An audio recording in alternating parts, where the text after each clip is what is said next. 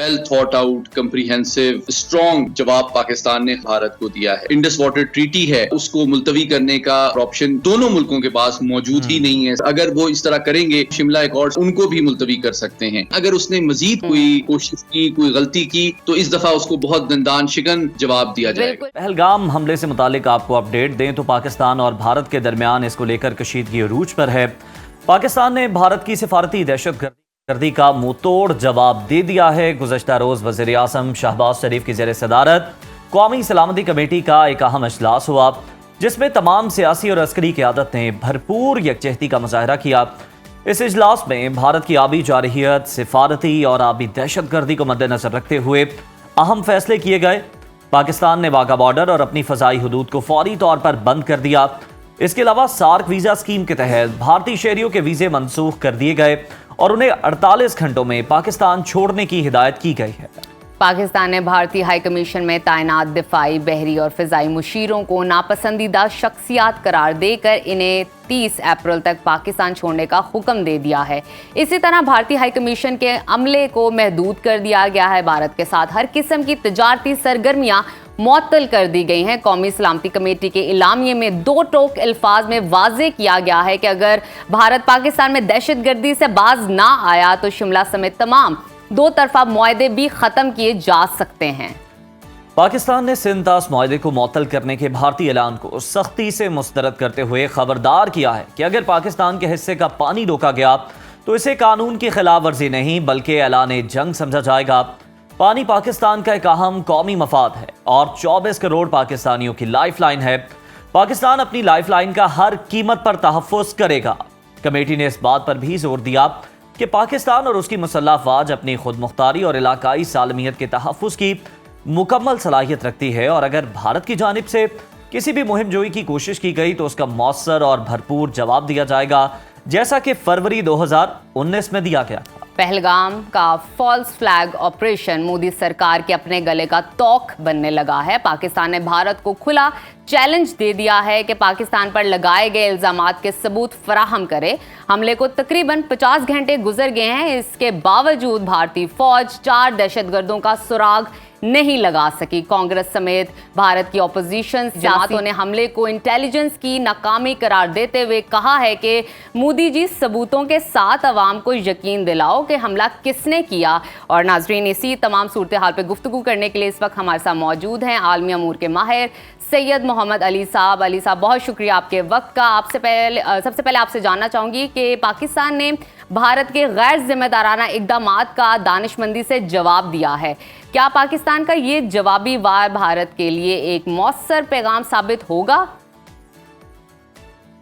بہت شکریہ جی. دیکھیں پچھلے جو 48 گھنٹے کی صورتحال ہے جس میں آپ نے دیکھا کہ پاکستان اور بھارت کے درمیان ایک کشیدگی کی فضا ڈیولپ ہوئی ہے، اس میں پرسوں تو بھارت نے کچھ بہت غیر ذمہ دارانہ اعلانات اور الزامات لگائے، لیکن کل جس طرح پاکستان میں نیشنل سیکورٹی کمیٹی کا اجلاس ہوا اس کے بعد آپ نے دیکھا کہ ایک بہت ویل تھاٹ آؤٹ کمپریہنسو مدلل اور اسٹرانگ جواب پاکستان نے ہر ڈومین میں بھارت کو دیا ہے. اور میں یوں کہوں گا کہ پاکستان نے ہر ڈومین میں، چاہے وہ اکنامک ہو، لیگل ہو، ڈپلومیٹک ہو، ملٹری ہو، اسٹریٹجک ہو، اس میں بھارت کے اوپر ایسکیلیشن ڈومیننس ایکوائر کر لی ہے. تو ابھی تک تو صورتحال یہ ہے کہ چاہے وہ اکنامک ڈومین ہو اس میں بھی ہم نے بھارت کو ایک بڑا اکنامک ڈیمیج کیا ہے، ان کی تمام فلائٹس کو، ٹریڈ اور ٹرانزٹ ٹریڈ کو بند کر کے. دوسرا ہم نے لیگل جو اس کا آرگومنٹ ہے اس کو بھی مکمل طور پہ مسترد کر دیا ہے کیونکہ جو انڈس واٹر ٹریٹی ہے اس کو ملتوی کرنے کا اس میں کوئی کلوز اور آپشن دونوں ملکوں کے پاس موجود ہی نہیں ہے سرے سے. اور اگر وہ اس طرح کریں گے تو پھر ہم شملہ ایکارڈ سمیت تمام جو بائیلیٹرل اگریمنٹ ہیں ان کو بھی ملتوی کر سکتے ہیں. تو یقینی طور پہ یہ بھارت کے لیے ایک بہت بڑا دھچکا ہے. اور تیسری بات یہ کہ دیکھیں خوشائند پہلو یہ ہے کہ کل آپ نے دیکھا کہ 2-2.5 سال کے سیاسی مسائل کے باوجود پاکستان کی تمام سیاسی جماعتوں نے مل کر پاکستان کی قیادت اور فوج کے ساتھ خیر سگالی کا اور سپورٹ کا واضح انداز میں اظہار کیا ہے. اور چوتھی بات یہ ہے کہ پاکستان کی جو آپ کو یاد ہے کہ جب سوئفٹ ریٹارٹ ہوا تھا 6 سال پہلے जब बालाकोट पे उन्होंने हमला करने की नाकाम कोशिश की थी भारत ने, तो उस वक्त हमारे जो DGISI थे वो जनरल आसिम मुनीर थे। आज वो पाकिस्तान के आर्मी चीफ हैं, और उस दफा तो शायद हमने थोड़ा सा रहमदिली का मुजाहरा किया, लेकिन अगर भारत ने दोबारा किसी किस्म की गलती करने की कोशिश की तो हमारी बहरी फौज, हमारी बर्री फौज और फजाइया इस दफा यकीनी तौर पे शायद उस सब्र तहम्मुल का मुजाहरा न करे और भारत को नाकाबिल तलाफी नुकसान और शर्मिंदगी उठानी पड़ सकती है। बिल्कुल, और वो जो चाय पिलाई गई थी शायद इस बार वो मुरव्वत हम ना दिखा सके। सैयद मोहम्मद अली साहब, बिल्कुल आपने सही बात कही कि बहुत ज़्यादा भारत को भी नुकसान उठाना पड़ेगा। क्या भारत इसके लिए मुकम्मल तौर पर तैयार है? क्योंकि 2019 में भी पुलवामा हमले के बाद जब पाकिस्तान ने उनकी एयर स्पेस बंद की थी तो तकरीबन 700 करोड़ का उन्हें नुकसान उठाना पड़ा था, और फ्लाइट्स जो कि लंबी हो चुकी थी 2 से 4 घंटे तक, उसका नुकसान अलग से हुआ था, लोगों को अलग से तकलीफ हुई थी। तो क्या भारत इसके लिए मुकम्मल तौर पर तैयार है? मैं समझता हूं कि भारत ने अपनी पावर को ओवर एस्टिमेट किया है, पाकिस्तान की सलाहियत और इरादे को अंडर एस्टिमेट किया है, और इंटरनेशनल एनवायरनमेंट को मिसरीड किया है। तो ये एक बहुत बड़ी और हसास मिसकैलकुलेशन है कि 24 करोड़ पाकिस्तानियों की जो लाइफ लाइन है, उनकी जिंदगियों का दारोमदार जिस पानी पे है, उनकी एनर्जी, मईशत, खुराक का, उसको अगर आप हर्ट करने की कोशिश करेंगे तो यकीनी तौर पे, जिस तरह कल कहा पाकिस्तान की नेशनल सिक्योरिटी कमेटी के एलामिये में, हम पाकिस्तान की ताकत का हर मरकज इस्तेमाल करेंगे और हर वो हाथ और हर वो जरिया जो पाकिस्तान की पानी की सप्लाई को रोकने या बंद करने या डाइवर्ट करने के लिए इस्तेमाल होगा, उसको तबाह कर देंगे। सैयद मोहम्मद अली साहब, अगर बात करें, आप जो बात कर रहे हैं उसी को मैं आगे लेके चलूंगा। जिस तरह आपने कहा कि अगर हमारी लाइफ लाइन को इस तरह से काटने की इन्होंने कोशिश की 24 करोड़ अवाम की, तो फिर जो LOC है, लाइन ऑफ कंट्रोल है, जो कि शिमला मुआहदे में तय पाया था सारा कुछ, तो फिर ये लाइन एक्सटेंड भी हो सकती है, पाकिस्तान फिर आगे भी बढ़ सकता है। जनाब, मैं समझता हूं कि भारत की इस गलती की वजह से पाकिस्तान को एक मौका मैसर आया है, 2 लिहाज से, जो बड़ा अहम है। एक तो ये कि इस गलती की वजह से कश्मीर का मसला दोबारा से आलमी बरादरी के सामने आ गया है कि ये वो दुनिया का वाहिद तनाज़ा है जिसको 3 एटमी ताकतों ने सराउंड किया हुआ है।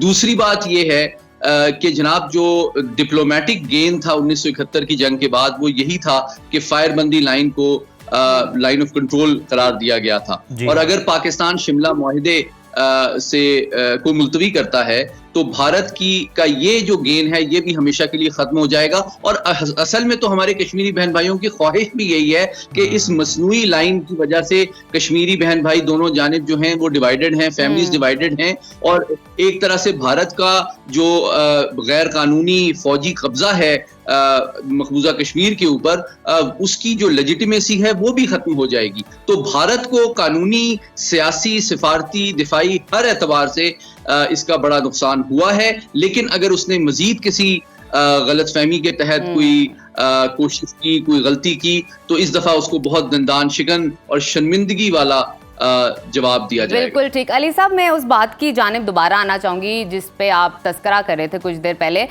जैसे कि पाकिस्तान ने खबरदार किया है कि अगर पानी रोका गया या उसका रुख मोड़ा गया तो ऐलान जंग समझा जाएगा इसे। पानी पाकिस्तान की लाइफ लाइन है और हर कीमत पर इसका तहफ़्फ़ुज़ होगा।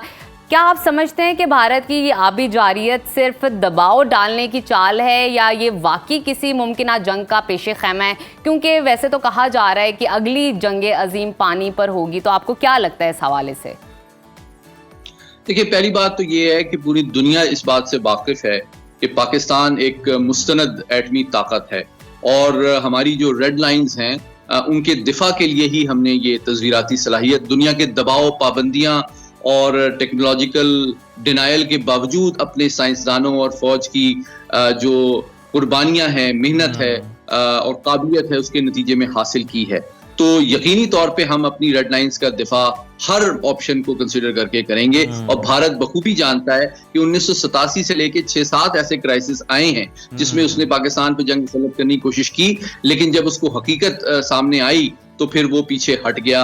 और मैं उम्मीद करता हूं कि भारत के अंदर भी जो संजीदा और मुतवाज़िन फौजी, सियासी, सिफारती और मीडिया के लोग हैं, वो अपनी क़यादत को ये बावर कराएंगे कि بھارت کی اپنی سلامتی، ترقی، خوشحالی متاثر ہو سکتی ہے اگر وہ کسی غیر ذمہ دارانہ حرکت کا مرتکب ہوا، جو کہ یقینی طور پہ بھارتی افواج، بھارتی عوام اور بھارتی سیاست قیادت کے لیے بھی مفید نہیں ہے۔ اچھا سید محمد علی صاحب، بالکل یہ مفید نہیں ہے ان کی سیاست کے لیے بھی، ان کے ملک کے لیے بھی۔ ذرا اس پر بھی روشنی ڈالیے گا کہ ڈائریکٹ حملہ کرنے سے تو بھارت ہمیشہ گریز کرتا ہے، اسے پتہ ہے کہ جس طرح کا جواب پھر پاکستان کی طرف سے دیا جاتا ہے وہ اس کے لیے پھر ناقابل برداشت ہو جاتا ہے۔ لیکن ہم دیکھیں تو بی جے پی حکومت چانکیہ کی پالیسی پر بڑی عمل پیرا ہے اور ہمسایوں سے بگاڑ کے جو اس کے ساتھ والے ہمسائے ہیں ان کے ساتھ بنا کے رکھتی ہے۔ افغانستان کی ہم بات کر لیتے ہیں تو خبریں یہ بھی آ رہی ہیں، سننے میں یہ بھی آ رہا ہے کہ طالبان کو وہاں پر جو ہے اسلحہ دیا جائے گا بھرپور طریقے سے، اب سپورٹ کو بڑھا دیا جائے گا، گو کہ پہلے بھی ہے بلوچستان میں بھی، افغانستان میں بھی، لیکن اب اس میں اضافہ کیا جائے گا اور پاکستان میں دہشت گردانہ کارروائیاں کروائی جائیں گی۔ کیا عالمی برادری اس سے صرف نظر کرے گی اور کیا بھارت یہ سمجھتا ہے کہ اس کو کوئی نقصان نہیں ہوگا، کوئی اس کو جواب نہیں ملے گا؟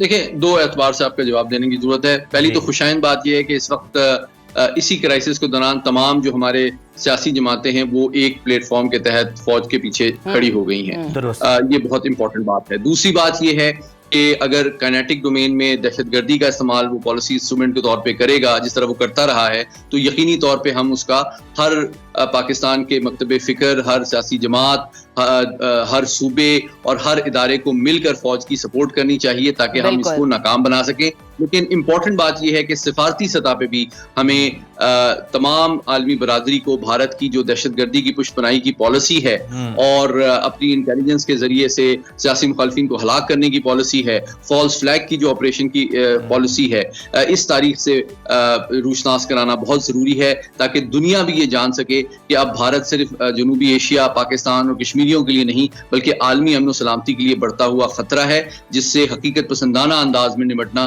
پوری دنیا کی ذمہ داری ہے۔ بالکل ٹھیک ہے، یہ پوری دنیا پہ اس کی ذمہ داری عائد ہوتی ہے۔ بہت شکریہ آپ کے وقت کا، سید محمد علی صاحب موجود تھے، اپنا تجزیہ دے رہے تھے۔